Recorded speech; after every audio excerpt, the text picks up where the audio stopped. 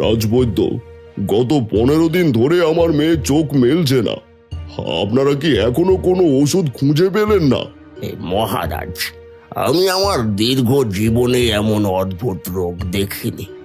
রাজকুমারীর শরীরে কোনো জ্বর নেই, কোনো অসুখ নেই, কিন্তু শরীর বরফের মতো ঠান্ডা আর ধীরে ধীরে নীল হয়ে যাচ্ছে।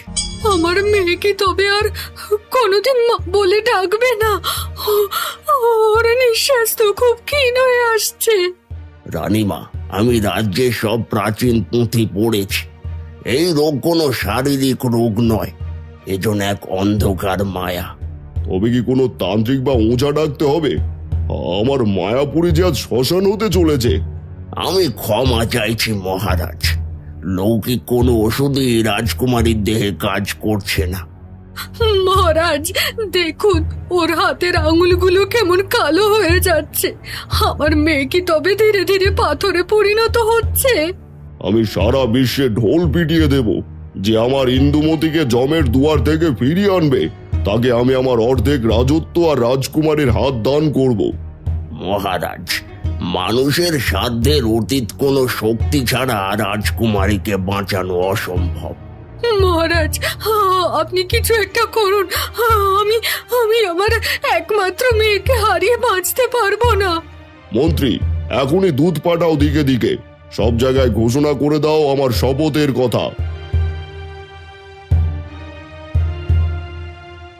মারে, তুই সুস্থ হয়ে ওঠ, তোর জন্য গোটা রাজ্য হাহাকার করছে। এখন কেবল বিধাতার অলৌকিক কৃপার অপেক্ষা, এছাড়া আর কিছুই করার নেই।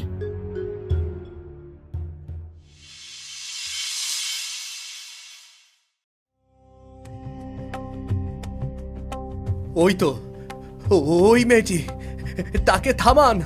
ও তলিয়ে যাচ্ছে অন্ধকারে, ও তলিয়ে যাচ্ছে, তলিয়ে যাচ্ছে, তাকে থামান। বন্ধু অভিমন্যু, জাগো জাগো, কি হয়েছে তোমার?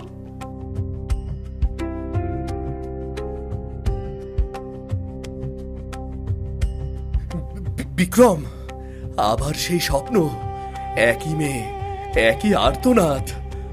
গত 10 দিন ধরে তুমি একই কথা বলছো বন্ধু। কে সেই মেয়ে?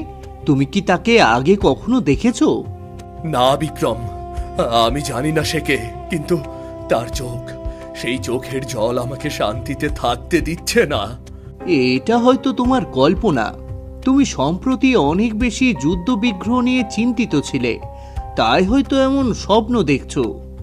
কল্পনা নয় বিক্রম, স্বপ্নে দেখলাম সে এক বিশাল শ্বেত পাথরের প্রাসাদে শুয়ে আছে, তার গায়ের রং নীল হয়ে যাচ্ছে। নীল? রাজবৈদ্যরা তো বলেন ওটা কোনো বিষক্রিয়া বা মরণ ব্যাধির লক্ষণ। প্রতি রাতে সে আমাকে ডাকছে বিক্রম, আমি তার চেহারা কোনোভাবেই ভুলতে পারছি না।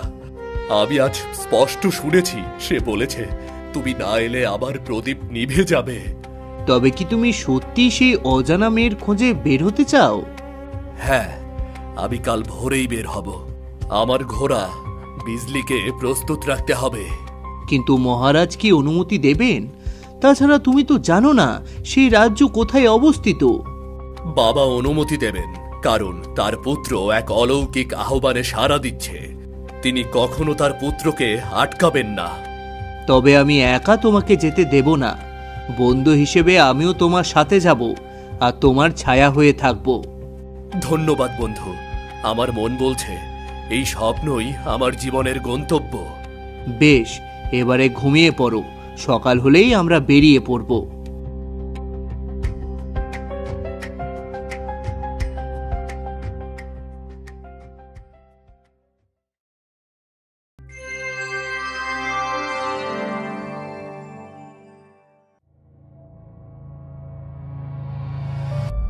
রাজকুমার, এই বনটা কেমন যেন ছমছমে, তা আমরা কি সঠিক পথে আছি?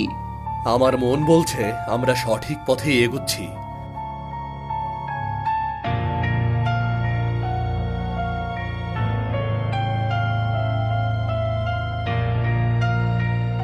ওই দেখ বিক্রম, এক মহর্ষি ধ্যান করছেন, হয়তো তিনি আমাদের পথ দেখাবেন।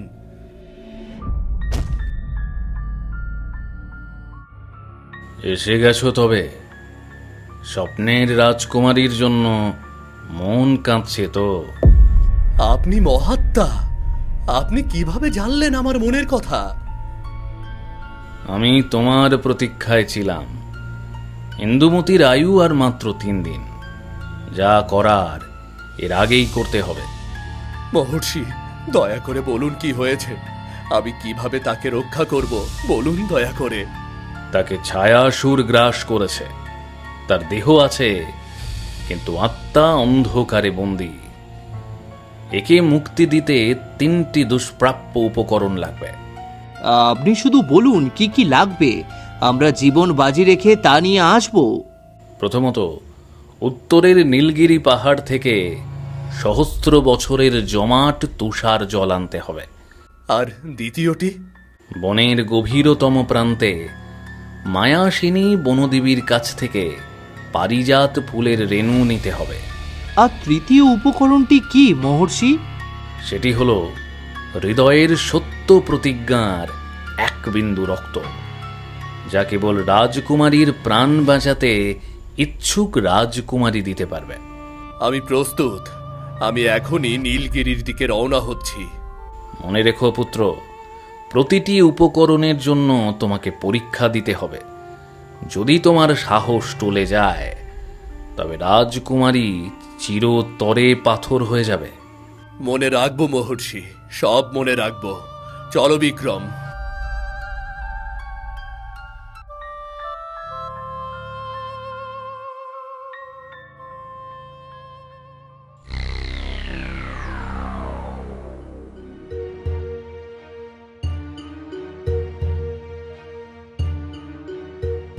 রাজকুমার, হাত পা যেন পাথর হয়ে যাচ্ছে।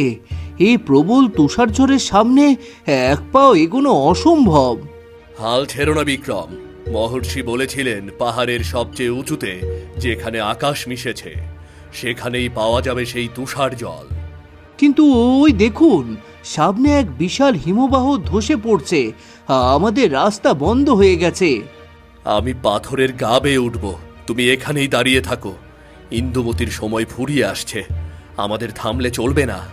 সাবধানে বন্ধু, ওই চূড়ায় ওঠা কিন্তু অনেক বিপজ্জনক।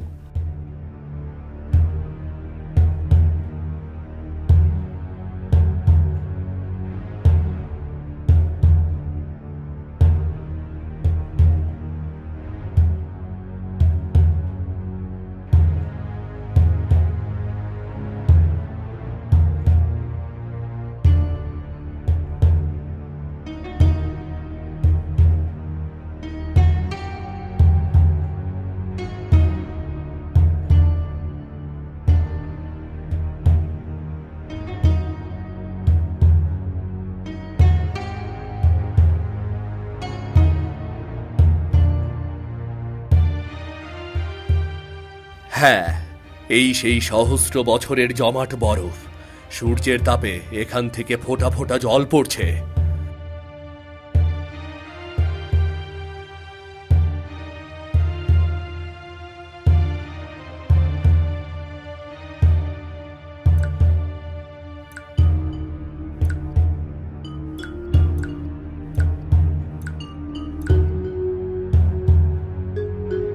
ভাগ্য ভালো বলে আকাশ পরিষ্কার ছিল। প্রথম উপকরণ পেয়ে গেছি। এবার আমার পরবর্তী গন্তব্য গভীর অরণ্যে মায়াসিনী বনদেবীর এলাকা।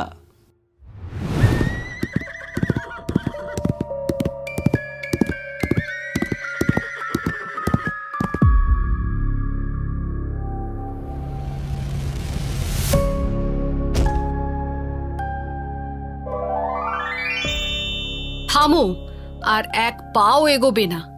জানো না মায়াসিনীর রাজ্যে অনুমতি ছাড়া প্রবেশ নিষেধ?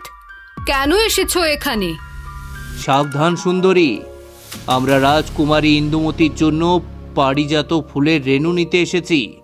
বাধা দিলে ভালো হবে না। ভালো চাইলে আমাদেরকে বনদেবীর কাছে নিয়ে চলো। আমি এই বনের দেবী। তলোয়ার দিয়ে পারিজাত পাওয়া যায় না যুবক, এর জন্য মূল্য দিতে হয়। আমি যে কোনো মূল্য দিতে প্রস্তুত বনদেবী। আপনি দয়া করে ফুলটি দিন, দয়া করে। একটি নিরপরাধ মেয়ের জীবন সংকটে। তবে শোনো রাজকুমার, এই বাগানের সবচেয়ে কাঁটাযুক্ত লতাটি তোমাকে খালি হাতে সরাতে হবে। যদি তুমি রক্ত ঝরিয়ে তা করতে পারো, তবেই তুমি ফুল পাবে। বন্ধু, এ তো মরণ ফাঁদ, ওই কাঁটায় বিষ আছে। রাজকুমারীর কষ্টের চেয়ে এই কাঁটা কিছুই নয়।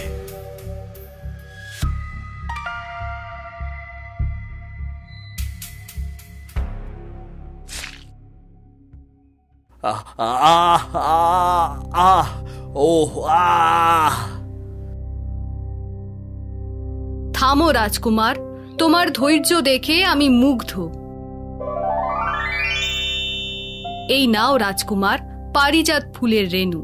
তোমার ভালোবাসা আর সাহসী আজ জয়ী হলো। বিক্রম, এবার আমাদের দ্রুত প্রাসাদে ফিরতে হবে। কিন্তু বন্ধু, তোমার হাত তো রক্তে ভেসে যাচ্ছে। মহর্ষির বলা তৃতীয় উপকরণটি তো তোমার রক্তই হওয়ার কথা ছিল, তাই না? না বিক্রম, মহর্ষি বলেছিলেন সত্য প্রতিজ্ঞার রক্ত। এই রক্ত পরিশ্রমের, আর শেষ রক্তটি হবে ত্যাগের, যা আমি রাজকুমারীর শিহরে দিয়ে দেব। ঠিক আছে, চলো, সূর্য ডোবার আগেই আমাদের পৌঁছতে হবে।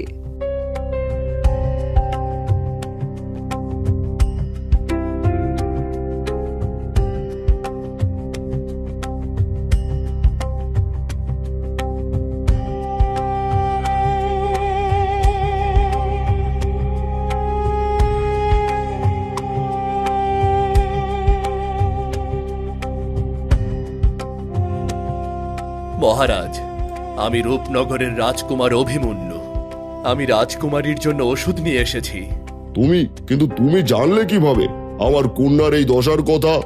সে এক দীর্ঘ কাহিনী মহারাজ। আগে আমাকে রাজকুমারীর কাছে যেতে দিন। এসো বাবা, এসো, আমার মেয়েটাকে সুস্থ করো। ও যে আমাদের সবার প্রাণ।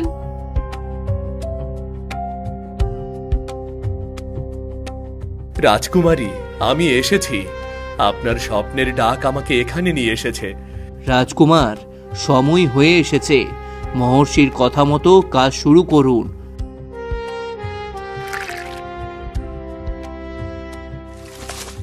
এই পবিত্র জল আপনার চোখের অন্ধকার দূর করুক। দেখুন মহারাজ, রাজকুমারীর চোখের পাতা নড়ছে। কি অলৌকিক কাণ্ড!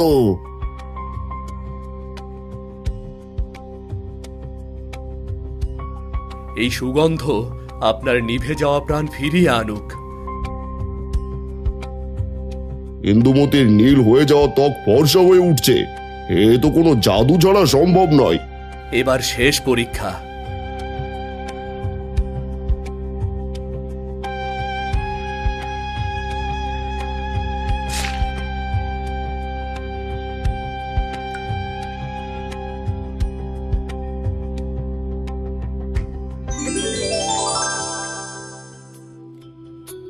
আপনি আপনি সেই আপনি সেই মায়াবী বনের রাজকুমার? আমি সেই যাকে তুমি স্বপ্নে ডেকেছিলে, তোমার ডাক শুনে আর নিজেকে আটকে রাখতে পারিনি। তোমার কাছে আমি ছুটে এসেছি। মা, তুই ফিরে এসেছিস। ভগবান তোকে বাঁচিয়ে দিয়েছেন। রাজকুমারী, ওঠো। তুমি এখন পরিপূর্ণ সুস্থ রাজকুমারী।